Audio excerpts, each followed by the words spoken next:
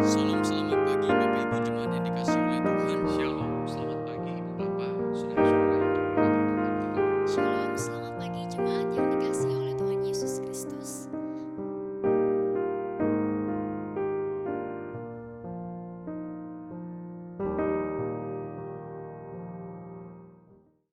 Shalom, selamat pagi Ibu Bapak, saudari-saudara yang diberkati Tuhan. Kita bersyukur untuk kebaikan dan pemeliharaan Tuhan bagi kita. Sebelum kita menjalani hari ini, mari kita bersatu di dalam doa untuk perenungan firman Tuhan meski dengan singkat. Mari kita berdoa. Kami bersyukur ya Tuhan untuk kebaikan-Mu yang melimpah-limpah di dalam kehidupan kami. Tuhan tidak pernah meninggalkan kami sedetik pun. Bapa terima kasih. Pagi hari ini sebelum kami memulai hari kami rindu membaca dan merenungkan firman-Mu. Kiranya Tuhan menolong kami agar kami dapat mengerti dan menghidupi firman Tuhan dalam kehidupan kami setiap hari. Khususnya hari ini ketika kami menjalaninya. Terima kasih Tuhan, dalam nama Yesus kami berdoa. Amin.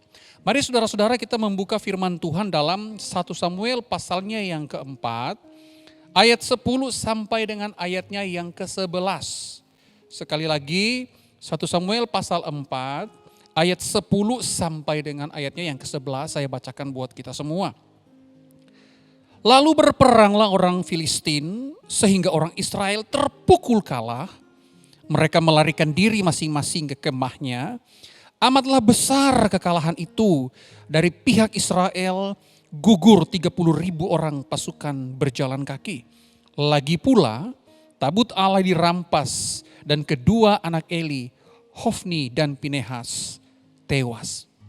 Saudaraku yang diberkati Tuhan, ketika kita membaca narasi ini dari ayatnya yang pertama, kalau kita membaca secara utuh, di dalam narasi ini sebenarnya sedang menceritakan peperangan Israel melawan Filistin. Dan di dalam pasal 4 ayat 10 dan 11 itu merupakan hasil peperangan yang kedua, saudara-saudara. Peperangan pertama orang Israel dikalahkan oleh orang Filistin. Kemudian karena mereka kalah, mereka mengambil tabut perjanjian. Mereka membawa tabut perjanjian itu karena bagi mereka tabut perjanjian adalah lambang kehadiran Allah. Jadi seolah-olah mereka membawa Allah di dalam medan perang. Maksud mereka adalah mereka bisa mengendalikan Allah dan Allah akan memenangkan mereka di dalam peperangan. Tetapi saudara-saudara, alhasilnya adalah di dalam peperangan kedua. Meskipun mereka membawa tabut perjanjian Allah itu, mereka tetap dikalahkan. Bahkan anak Imam Eli, Hofni dan Pinehas tewas mati dalam peperangan itu. Dan lebih parah dari itu saudara-saudara, tabut perjanjian dirampas oleh orang Filistin. Saudaraku yang diberkati Tuhan, singkatnya adalah 1 Samuel pasal 4 ayat 1 sampai 11. Itu di sana menjelaskan kepada kita bahwa Allah itu tidak dapat diganti dengan benda kudus apapun. Sehingga Allah itu terikat dengan benda itu. Dan kemudian manusia dapat menggunakannya sesuka hati. Saudara yang diberkati Tuhan, tidak jarang kita terjebak dalam pemahaman yang keliru. Bahwa untuk mendapatkan sesuatu yang kita inginkan, resep yang paling ampuh adalah Allah. Sehingga bukan menghormati Allah sebagai Allah dan membiarkan Allah mengatur hidup kita. Kita malah menjadikan Allah sebagai sarana untuk mencapai agenda-agenda hidup kita. Melalui teks yang kita baca, sekali lagi kita diajarkan bahwa Allah tidak dapat dikontrol oleh siapapun untuk melakukan apa yang dikehendakinya. Melainkan seharusnya Allah lah yang mengontrol atau mengatur segala sesuatu termasuk hidup kita sesuai dengan kehendaknya.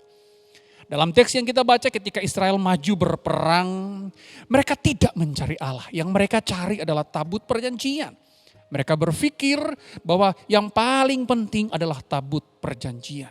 Dengan mengambil tabut perjanjian dan membawa tabut perjanjian itu ke medan perang, mereka berpikir bisa mengendalikan Allah. Pemikiran ini sangat konyol saudara-saudara. Hadir dan tidaknya Allah tidak tergantung pada tabut perjanjian atau sarana apapun. Hadir dan tidaknya Allah bergantung pada kehidupan umatnya yang takut akan Tuhan atau tidak. Kehadiran Allah itu tidak dapat diganti dengan apapun. Israel yang tidak takut akan Tuhan itu, mereka membawa tabut perjanjian. Mereka berpikir Allah akan bekerja sesuai dengan kehendak mereka.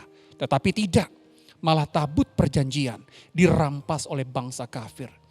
Saudara, dalam pengertian teologis ini berarti ketika tabut dirampas, Allah meninggalkan mereka. Nah, kita berjumpa dengan hal yang ironi di sini saudara-saudara. Ketika kita berusaha untuk mengatur dan mengendalikan Allah, justru yang kita jumpai adalah kita kehilangan Allah. Nah, kita perlu menyelidiki hati kita saudara-saudara. Apakah iman kita kepada Kristus didasari oleh agenda-agenda kita, atau betul-betul merupakan iman yang murni, yang takut akan Allah dan mengasihi Tuhan dengan sepenuh hati. Saudara, di saat kita mencoba untuk mengendalikan Allah demi kehidupan kita malah akan kehilangan kehidupan yang sejati. Tetapi pada saat kita membiarkan Allah mengatur dan membimbing kita akan mendapatkan kehidupan yang sejati itu.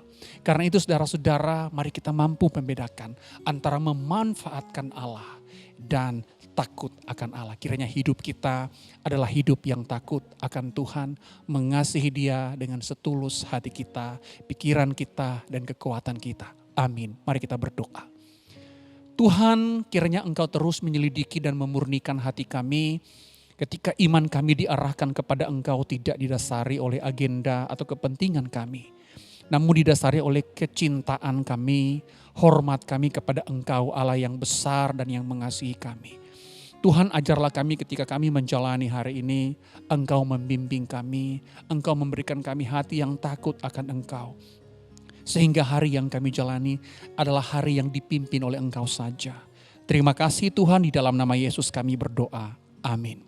Selamat menjalani hari ini saudara-saudara, kiranya Tuhan menolong dan menyertai kita. Amin.